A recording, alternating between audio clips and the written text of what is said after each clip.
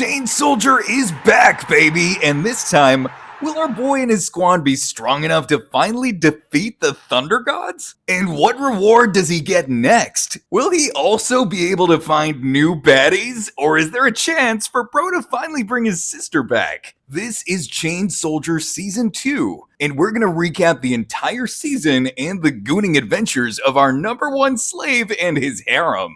Also, don't forget to subscribe so our hard work will be rewarded properly, if you know what I mean. So our MC, Yuuki, is as usual doing his chores and blessing us with a lot of fan service. When Bro finally finishes his slavery duties, he starts training with Kyoka. But an emergency breaks out. 8 civilians go missing. 6 are saved, but the 2 are still out there. So the gang heads out for a rescue mission, and with help from the 6th squad, mission success. And since Yuuki once again worked hard, if you know what I mean, his reward is, of course, way better. Sadly, I can't show that here or the YouTube gods will be pissed. And speaking of gods, the supreme commander of the entire anti-demon corps calls a meeting with all squad commanders, and for some reason wants Yuuki to attend too. When they arrive at headquarters, Kyoka warns our boy to never ever make eye contact with the supreme commander, or she might take an interest in him. Oh, I like the sound of that. Oh, by the way, they run into the 2nd commander, Mira Communton, and she instantly starts a booby fight with Kyoka. Inside, they meet Belle Tsukiono, who immediately starts crying because she knows her ass is about to get cooked, since her whole squad got wiped by one of the Thunder Gods. Once they enter the meeting room, every squad commander is present, and every single one of them is a baddie. We're even blessed by an actual mommy, Fubuki Azuma. And yes, she's really a mom. She's the mother of Himari and Yachiho. And gentlemen, just like Master Oogway would say, if you can't get her or her sister, you can always see their mother. Thank you, Sensei. With everyone gathered, the Supreme Commander finally makes her entrance, Ren Yamashiro. But our boy can't control his gooner instincts, sneaks a quick peek, and instantly regrets it. The meeting started when this grandma, the former commander of the 1st squad, finally announced her retirement, passing the role to Konomi Tatara. Now to the main topic, the 8 Thunder Gods. And in order to defeat them, every commander needs to learn up. But there's one problem. Ren believes not every commander is capable of doing so. And obviously, she's talking about Belle. Because of her mistake, her squad got wiped out. And now she's about to face some really hardcore training with the Supreme Commander herself. But the meeting gets interrupted.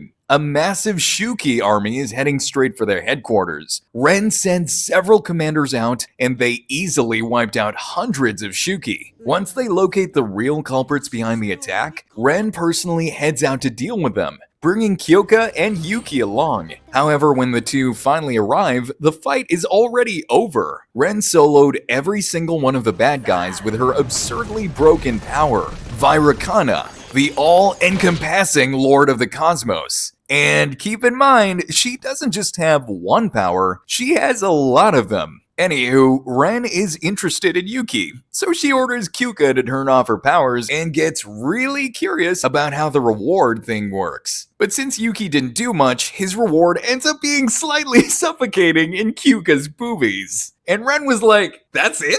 Hey lady, what do you mean that's it? That should have been me, not him!" Now enough gooning around. Yuuki notices that even though Ren looks different, she kind of reminds him of his sister. Now that the squad members' meeting is finally over, later that night, Shushu bathes in the hot springs with Himari, and Shushu has a very naughty plan. With the commanders' meeting ending early, Mini Shushu secretly heads over for Yuki's room to do what she's gonna do, gooning. But as she sneaks inside, she finds something weird. There's this strange black mass that seeps through the wall, and it turns out to be one of the 8 Thunder Gods, Shikoku, who for some reason bypassed the barrier by suppressing her power. And she's there to kidnap our boy, but Shushu won't let that slide. She even has backup from Miss Tenka herself. Wait, what is she doing there? Well, also gooning. But Shikoku tries to calm everyone down, because she knows that everyone here has business with Yuuki. So she starts sitting on Bro's face. Shikoku suggests they should have a gooning contest, and Tenka agrees, and the two of them start sexually assaulting Yuuki. Shikoku urges Shushu to join in, and she almost gives in, but something feels off. Her body feels heavy. Why? Because of her boobies? Nope. There's really something weird in the room, and she realizes Tenka would never allow an enemy near Yuuki. Well, it turns out this was all an illusion. Shikoku cast a spell that trapped Shushu and Tenka, but both girls manage to break free just before Shikoku can finish them off. Shikoku is, of course, forced to retreat. When Yuuki finally wakes up, he's told that an 8th Thunder God managed to break into his room. Tenka credits Shushu for reacting first, and Yuuki thanks her, which makes Shushu proudly declare that she'll always protect him. Girl, you naughty. Now, when Kyoka hears about this, for safety, the whole squad will now be sleeping in the same room until the barrier gets updated. Meanwhile, Ren Yamashiro hears the news, and she's really interested in why everyone is onto this guy, wondering if maybe she should join as well. The next day, Kyoka and Nei use slave sparkling stars to scan the area around the dorm, but nothing sus is found. But Yuuki feels like someone is watching them from above. And surprise, surprise, it's Ren. She was up there watching the transformation, and she presses Kyoka for more details about the slave ability, making it clear she wants to ride Yuuki herself. Ayo? Once Ren leaves, Kyoka starts getting sensitive and all touchy-touchy with Yuuki. But Bro didn't know she was just preparing a backbreaker. She's pissed because she wanted him not to look at Ren, and now Ren's all over Yuuki. And that girl has her own issues. She treats people like toys, and the number one example is Belle Tsukiono, who probably has some PTSD.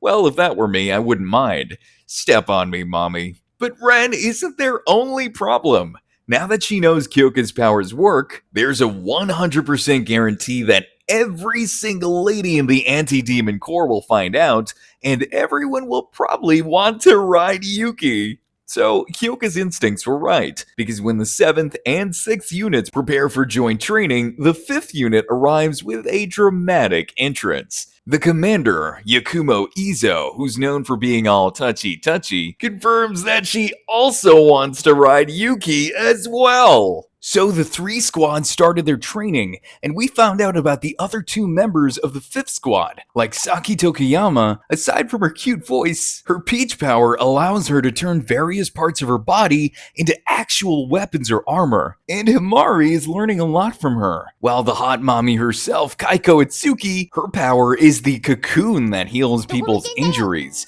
And as the ladies were busy training, meanwhile, our boy... Yes, I do the cooking, yes, I do the cleaning. When the training wrapped up, the girls started heading to the hot springs, except for Yakumo. She's banned in the hot springs because she's all touchy-touchy. But even without her, everyone is kinda glazing her a bit. Like when Kyoka points out that Yakumo's wind power feels stronger than before. Kaiko even adds that she could probably wipe out an entire city at this point. Now, while Yuuki is preparing dinner, Bro notices Yakumo crawling out all tied up, and she explains that Kyoka and Tenka restrained her for a reason. So she asks our boy to untie her. Nah, don't, bro, we're enjoying what we're seeing. And thankfully, Bro ain't down bad to untie her, but she frees herself anyway, and starts asking naughty questions to Yuuki. Since she's been touching girls' bodies all her life, she wonders how men feel. But before the situation gets even harder, Yakumo suddenly senses the others leaving the bath and rushes off to watch them. And Yuuki thinks she really does live like the wind. Later on, Tenka, Yuchiho, and Sahara head out to train with the 10th unit. And that's their strategy. The squads need to train with the other squads so that when the 8 Thunder Gods start teaming up, every squad already has good teamwork. Now, Yakumo says she wants to train with Kyoka next, but asks to borrow Yuuki first. Kyoka is annoyed and asks if she learned that idea from Ren, and Kyoka warns her about the reward, but Yakumo doesn't give a shit. She just wanna ride him. So Kyoka, with no choice, finally agrees. And now, slave transformation. Bro now has wings, phoenix form. Now the two start flying at Mach speed, and they go 10 times faster when Yakumo adds her wind powers. And they're flying so fast that they easily wipe out a small group of Shuki. However, this of course makes Yuki run out of stamina. But the good part is about to begin. The reward. Now, Yakumo starts stripping, and with her wind powers, girl strips Yuki as well. Yakumo even says that if the experience feels good, she'll let him join her harem. What do you mean, bro already has a harem? And the scene gets so good that we can't show it on YouTube. But Yakumo clearly enjoys it, and of course our boy is having a hard time. Once the reward is finally fulfilled, she confidently declares Yuki a part of her harem. Later on, Yakumo returns Yuki to the 7th unit. She reports that his form works well for quick strikes and surprise attacks. She teasingly suggests they should use it together more often. Sounds like a good deal to me. Kyuka tells Yuki they'll be training with the 10th unit next, and boy, he starts wondering, what kind of training will it be? Or should I say, what kind of gooning? At the main headquarters, Gina Bizin escorts Kyoka and Yuki after being summoned by Ren Yamashiro. They arrive at an indoor garden built after Ren became commander. Ren is there playing with her 2 Shiba dogs, Kaname and Miyabi, who immediately take an interest in Yuki. Ren explains that she summoned them to test the limits of Kyoka's slave ability and to see how much Yuki can draw out under her command. Kyoka clearly isn't happy about it, but she activates her ability. Yuki transforms into Slave Killer Fang, and it's clearly inspired by the Berserker armor. This transformation is so terrifying that even Kyoka knows it's very dangerous, but Ren orders her not to cancel it and commands Yuki to hunt nearby Shuki, and bro massacres a large group of them easily. Ren is impressed at first, until Yuki suddenly starts attacking her. Bro is so out of control that Ren activates her powers, and he gets absolutely smashed. Even when Yuki regenerates and tries to use his OP move, Sacrificial Goat, Ren combines her abilities and whoops his ass. Yuki reverts back to human form, completely exhausted. Ren praises his performance and prepares to give him his slave reward, only to realize the contract forces her into, well, let's just say some humiliating actions. And even though she tries to resist, she is forced to submit until the contract ends. And even after the contract ends, she still ends up being humiliated. When Kyoka finally arrives, the reward is finally over. You can tell Ren is pissed, and when she flies off, girl absolutely cannot get over it. Back at the 7th Unit HQ, Kyoka reflects on the toll ending Yuki has taken on her. She even starts questioning why she's so pissed about other people using Yuki. Well, ma'am, that's what we call jealousy. Speaking of the devil, our boy Yuki tries to get up and train with Kyoka again, but with just one poke, bro is already crumbling. So Kyoka tells him to get his ass back to bed. At the commander's assembly, Ren orders the joint training to continue. When she asks where Yuki is, and Kyoka explains that bro's body is so messed up he can't do anything. So instead, Ren orders Belle to stay behind. Well, she is cooked. But now there's another problem. Mommy Fubuki wants to talk with Kyoka. Back at the 7th Unit HQ, Himari is massaging Yuki, and bro is clearly grateful, while Himari is definitely thinking some naughty things. But Kyoka arrives with Mommy Fubuki, and ma'am pushes her daughter aside and shows her how a proper massage is done. And Yuki is already loving it. While doing so, Fubuki announces the upcoming family reunion, the Azuma Banquet, a combat-based event that will decide the next head of the Azuma family. Himari refuses to participate, but Fubuki confronts her directly, saying that if she brings shame to the family name, she will eliminate her own daughter. Damn, mommy has zero chill. Don't worry guys, I can fix her. With no real choice, Himari finally agrees to attend. As Yuki continues recovering, Kyoka and Tenka agree that lending him out is too dangerous and that his growth should stay under Kyoka's control. While everyone else fusses over Yuki, Himari stays quiet, overthinking what's coming next. So when Himari and the gang finally arrived at the Azuma estate, this lady, Tabera Azuma, spawns out of nowhere and is very lovey-dovey with Yachiho. But she's really cold to Himari. But Kyoka stands up for Himari, saying she can do it because Himari is strong. By the way, Tabera is their grandma. What? She's a hag? Ain't no way this girl is a grandma. Anywho, Tobera leads the group to the garden and explains the Azuma Banquet, which is a battle royale to decide the next head of the family. There are 8 fighters, 4 from the main family and 4 from branch families, including some from the police force. The contestants enter a portal and spawn in a random spot on the island. Before leaving, Himari starts bullying Himari like she used to when they were kids, but Himari ain't that kid anymore. She stands her ground and promises she will whoop Himari's ass.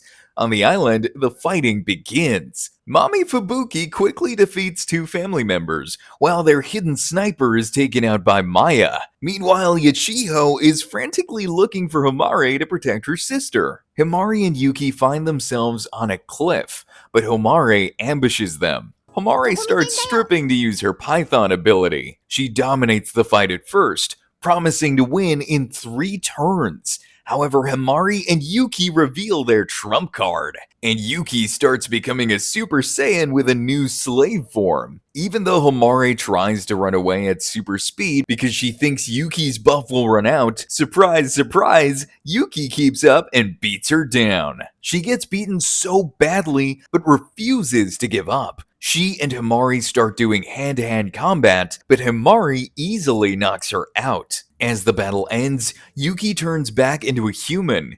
And fellow gentlemen, have a seat, because Himari finally gives Yuki his reward. However, they get interrupted by Mami Fubuki, who watches them and actually wants them to continue.